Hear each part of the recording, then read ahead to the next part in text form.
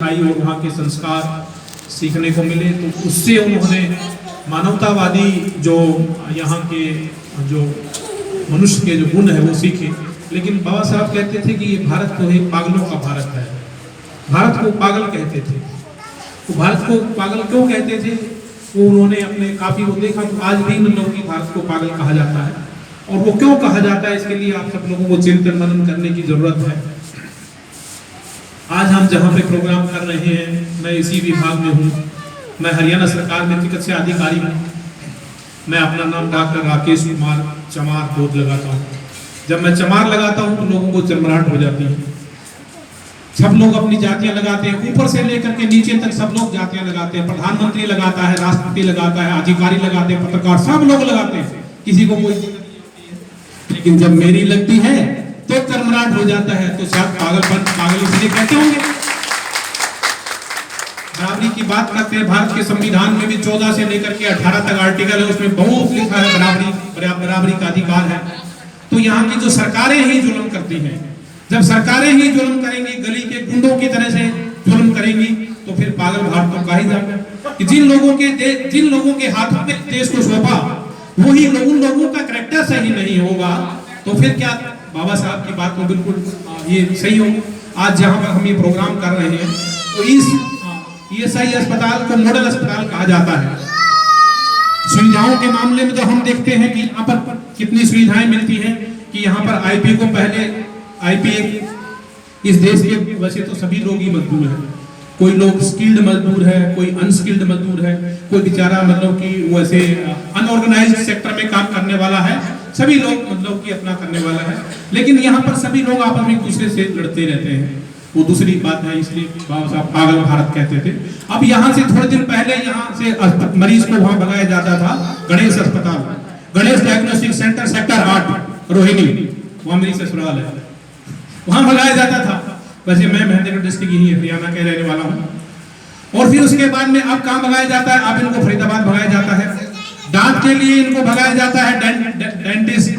वैसे जिन लोगों की मैं बात कर रहा हूँ वो शायद यहाँ पर बैठे नहीं, वो भारत के ही लोग हैं। उनको भारत का निर्वाचन आयोग कहता है कि भाई तुम वोट जरूर डालना, तुम्हारा वोट बन गया है। तुम एक दिन के लिए बंगाल भाग जाना, एक दिन के लिए कलकत्ता भाग जाना, एक लेके राजस्थान भाग जाना, लेकिन वोट जरूर डालना। वोट बहुत कीमती होता है।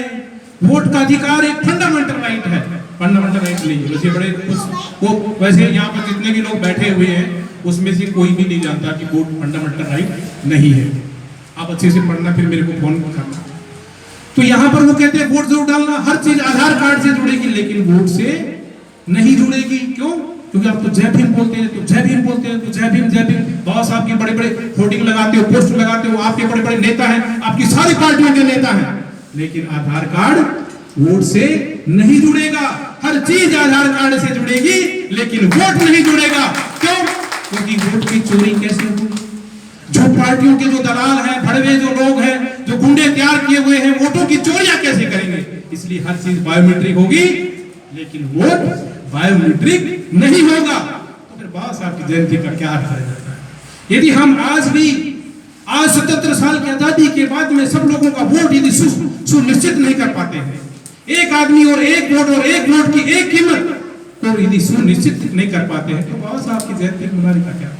बाबा साहब ने कहा कि इस देश के सभी लोग नागरिक हैं और सभी लोगों को यहाँ पर कम से कम एक वोट का अधिकार तो दो। किसी की गिनती चालू हो गई है, किसी का अकाउंट खुल गया है, बैंक अकाउंट खुल गया और दूसरे अकाउंट खुल गए, लेकिन उस आदमी की बेचारी की नागरिकता की भी चालू नहीं हुई है। और यहाँ की सरकारें कहते हैं कि का ले आओ, का लाओ। क्या काहे का? आधार कार्ड के ऊपर क्या लिखा हुआ पीछे जानते हैं? कितने लोग जानते हैं आधार कार्ड के पीछे क्या लिखा हुआ? आधार कार्ड 2010 के अंदर आया था भारत के अंदर। 2010 में नंदन निलेकानी इन्फोसिस कंपनी के चेयरमैन थे, उन्होंने आधार कार्ड लाया और उन्होंने क्या किया? उन्होंने आधार कार्ड के पीछे लिखा ये पहचान का कार्ड है, ये नागरिकता का नहीं। मतलब आप जितने भी आधार कार्ड रखने वाले लोग सब भूत और पप्पू हैं। आज 77 साल की आजादी के बाद मैं चैलेंज करके कहता हूं, जब आप पासपोर्ट के लिए फॉर्म भरते हैं उसके अंदर ये होता है कि भारत के अंदर नागरिकता का क्या प्रमाण है?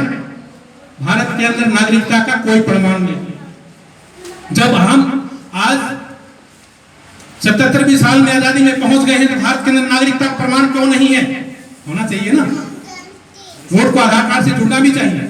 इसी तरह से हम देखते हैं, आज हम देख रहे हैं कि इसलिए भारत, बाबा साहब कहते हैं कि भारत एक पागल भारत है, क्योंकि यहाँ हम लोगों को अधिकार देना ही नहीं चाहते हैं, हम बराबरी यहाँ पर लेके आना ही नहीं चाहते हैं। अभी थोड़े दिन पहले संसद के अंदर यहाँ के नेता और सारी पार्टियों के लोग कूद कूद के कह रहे थे कि माता देवी होती है, माता सावित्री है, राधा है, सीता है, गीता है, कुछ होती है। लेकिन आज लोकसभा का चुनाव चल रहा है, लोग कहते हैं हमने ठाकुरों को इतनी टिकट दे दी, पंडितों को इतनी टिकट दे दी, फलाने लोगों को इतनी टिकट दे दी, किन्नरों को इतनी टिकट दे दी, लेकिन कहते हैं महिलाओं को इतनी टिकट दे दी। वो तो 50% देश की, उसको एक भी टिकट नहीं मिलता है, उसको प्रशंसा की जाती है लेकिन उसको टिकटें नहीं मिलते। विधानसभा में, लोकसभा में और जगह पर उसको टिकटें नहीं मिलती। और जो जिसकी बात कर रहे थे 33% की, वो कौन सा आरक्षण है? वो आरक्षण है कि जो बाबा साहब के जो लोग हैं, जिनको अम्बेडकराइट लोग कहते हैं, मूल निवासी बहुजन लोग जानते हैं, इस देश के असली जो लोग हैं, उनको कैसा आरक्षण दिया गया? उसको ऐसा आरक्षण दिया गया कि उसका नेता, बहुजन समाज का नेता कोई और ही चुना जाएगा। अगर इस अस्पताल के अंदर चुनाव हो जाए और मैं भी खड़ा हूं और मेरे साथ का मेरा स्वीपर भाई भी खड़ा है जिसको ज्यादा नॉलेज नहीं है, जो 8वीं फेल है, कुछ नहीं आता, तो यहाँ के जो हमारे जो जय भीम की जयंती मनाने वाले और जो दूसरे लोग हैं, उसको जिता देंगे और मेरे को हरा देंगे। तो ये आज का राजनीतिक आरक्षण, ये 1932 ईस्वी में था और आज 1977 साल की बात 24 में भी है। तो ये बाबा साहब के सपनों का मतलब कि जो भारत नहीं था, बाबा साहब चाहते थे इस देश का जो नेता वो सच्चा हो, वो है किसी का कठपुतली नहीं हो। और वही कठपुतली जो आरक्षण है आज महिलाओं के ऊपर भी लादा जा रहा है, वो भी लादा नहीं गया।